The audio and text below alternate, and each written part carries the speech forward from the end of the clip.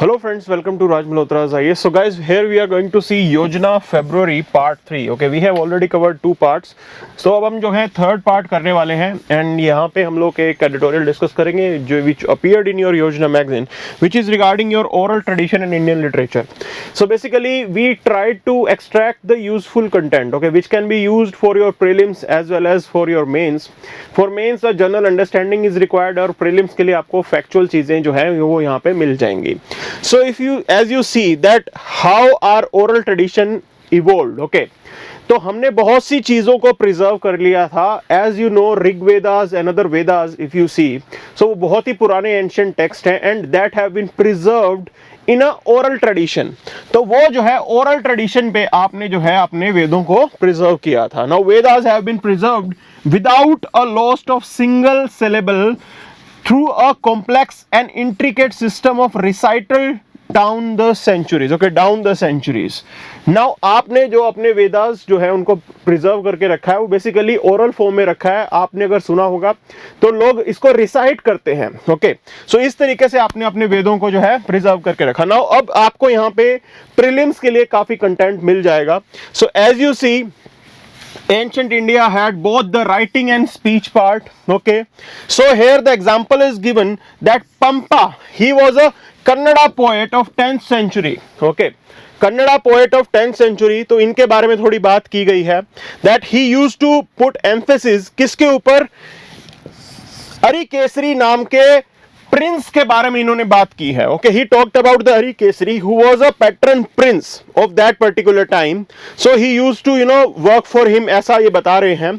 So Pampa's epic was to commemorate the historical deeds of his patron Prince Arikesari.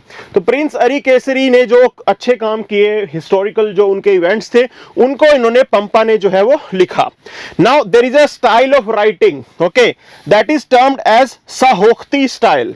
साहोक्ति style. Okay, this is a style of writing. So Sahokti style में क्या होता था कि two similar events were expressed, two similar events which are happening simultaneously, उनको आप एक साथ express कर देते हो. तो similar events that happened simultaneously they were expressed. Okay, now here is an example. Pampa कैसे लिखते हैं. So Pampa describes a dancer called Nilanjana. Okay, कि नीलांजना के बारे में इन्होंने लिखा है कि she entered the stage and also the minds of Spectator, कि ये नीलांजना एंटर कर रही है स्टेज के ऊपर भी और माइंड्स ऑफ स्पेक्टेटर दोनों के ऊपर नीलांजना जो है वो एंटर कर रही है. This has been mentioned by Pampa. Okay, so you should know all these things. These are the keywords relate, like Harikesari is one of the keyword. He was a patron prince. Then Sahokti, this is a style of writing, and here is a Nilanjana. These keywords are important and you should know all of them, क्योंकि prelims के अंदर पूछा जा सकता है पंपा से related चीजों पे. Now let's move to next editorial, which is regarding the evolution of Indian literature. Okay, so one of the hallmark of Indian literature over the past 3000 year is the diversity. So as you know, India is a diverse country. Many people have came to India. Okay, they have come to India, and accordingly we have evolved. Now India is a evolving society, so along with that your literature will also evolve, and this has happened. So India is a land of literature. It has always been since the time immemorial, means man from many years this is going on. Literature, literary work is going on in this country. We are creating new literatures right from the time of Mahabharata, Ramayana. तब से लेके अब तक हम literature के ऊपर बहुत काम कर रहे हैं.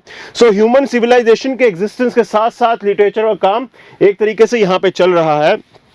So you should know all these things. Okay, now the key of this diversity is the linguistic diversity, linguistic density of Indian subcontinent. India is a very dense country and there is linguistic diversity, and linguistic density means we are speaking many languages. You cross 30 kilometers, the language will change. Okay, so this is the impact that we have on the diversity, on the linguistic diversity. So ये चीजें हमें देखने को मिलती हैं, and this is also visible in our literature. So an expansive literature, they are saying that the number of languages, language families, dialects that are present in this country are huge. Okay, बहुत सारे हैं, and that's why it is also visible in your literature. तो आपके literary works के अंदर भी वो mixture नजर आता है. Now it has been gauged from the fact that the Persian literary text produced in the subcontinent easily far exceed that was produced in Persia itself. Now this is a remarkable example that जितना Persia में नहीं बना होगा Persian text, उससे ज्यादा आपके India में वो पर्शियन टेक्स्ट जो है वो बन गया है. Now brevity is in the genes of Indians. This is the land that gave birth to varieties of sutra literature, curricular, dohas. बहुत सारी चीजें हैं जिसके थ्रू हम अपने आप को एक्सप्रेस करते हैं. So these are the examples and they are adding quality to your literature. Okay, so in the initial days there was no hard and fast rules, hence no separation between singing, poetry, dance, philosophy were there. So initially तो कुछ भी ऐसा खास अलग नहीं होता था. Singing, dancing और philosophy के अंदर कुछ नहीं होता था. Okay, कविज used to work, कविज अपना काम करते थे. And our Vedas, they also have some poetry, some music element to it. Okay, तो सामवेद और जो ऋग्वेदा की फिलोसफी है उसके अंदर भी आपको पोएट्री और म्यूजिक एलिमेंट थोड़ा बहुत नजर आ जाता है. Now it is not with one language alone. If all these were happening on the northern plains, exotic poetry and grammar were being developed in the southern region. So south के अंदर भी अलग से काम चल रहा था, north के अंदर अलग से इवेंट हो रहे थे. In south you had Sangam poetry. Okay, Sangam poetry वहां पे जो है डेवलप हो रही थी टाइम के साथ साथ. And Tolkappiyam, the Tamilian grammar, we have read about it, वो भी यहाँ पे आ रही थी. ओके, सो नॉर्थ में भरत मुनि ने अगर नाट्य शास्त्र बनाया, देन साउथ के अंदर बहुत सारे ओरल टेल्स आ रहे थे, ओरल टेल्स बन रहे थे. ओके, प्रोवर्ब्स, लेजेंड्स, ये सारी चीजें एग्जिस्ट कर रही थी time to time. And majority of the literature of India was predominantly oral and poetry and play dominated the scenes. Okay, so how literature was that कि हम लोग play पे ज्यादा काम करते थे, oral literature के ऊपर ज्यादा एक तरीके से emphasis हमने किया था. So these were the remarkable features and you should know this particular difference. Okay, if you cover the medieval time की अगर हम बात करें, so medieval time is described as the golden one for India. Okay, many literary works were carried out during the medieval era. medieval era के अंदर बहुत सारा काम हिंदुस्तान में हुआ है. और वेस्ट के अंदर कैसे चीजें अलग थी, वेस्टर्न कंट्रीज के अंदर इसे डार्क एज बोला जाता है. ओके, कि वहां पे लिटरेचर के ऊपर कोई काम ज्यादा नहीं हो रहा था. During the same time India के अंदर religious literature, scientific literature, economic literature, political science, poetry, drama, stories, सब चीजों पे काम यहाँ पे चल रहा था. So this was the difference between Indian literature and से वेस्टर्न वन. तो वहां पे जो है एक तरीके से इतना ज्यादा काम नहीं हो रहा था मिडिवल टाइम में. यहाँ पे वैरायटी ऑफ लिटरेचर निकल के आता है. ओके, आपके मिडिवल टाइम के अंदर खासकर. So this difference should be known to you. Now there is a time up to 1947, okay, when the Britishers came. So Britishers यहाँ पे आ जाते हैं और 1947 तक आप एक चीज नोट डाउन करते हो, that is your independence literature.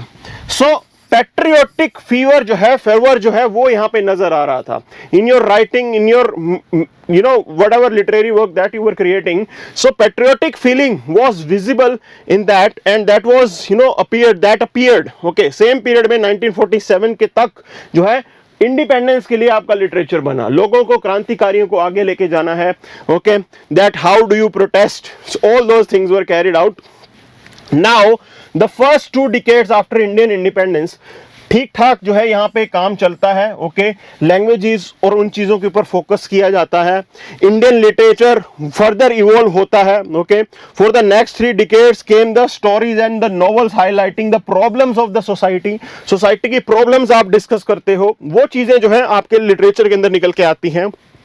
So over the same time the evolution of Indian cinema वो भी एक तरीके से इंस्पायर करता है. ओके, सिनेमा के लिए you are going to write your novels और लिटरेचर, सिनेमा के लिए आप लिटरेचर वगैरह लिखते हो. So this difference how the Indian literature evolved. Okay, and in the present time if you see, so technological advancement it has played a very important role. It has increased, okay, increased the literary work. How it has increased? Because it has reduced the gap between the author and the reader. Author और reader के बीच का gap जो है यहाँ पे कम हो गया है. People got the चांस वो अपने आप को एक्सप्रेस करने रखे हैं। Many encourage many youngsters to take up the literature in a serious way. People are taking up this thing in serious way. Okay, self publication, digital platform has helped in this cause. Okay, बहुत सारे publications भी अब आ गए हैं यहाँ पे, digital platforms हैं जहाँ पे आप अपना लिटरेरी वर्क जो है वो पब्लिश कर सकते हो। सो ये सारी चीजें जो हैं, this is how Indian literature has evolved over the time. So thank you very much.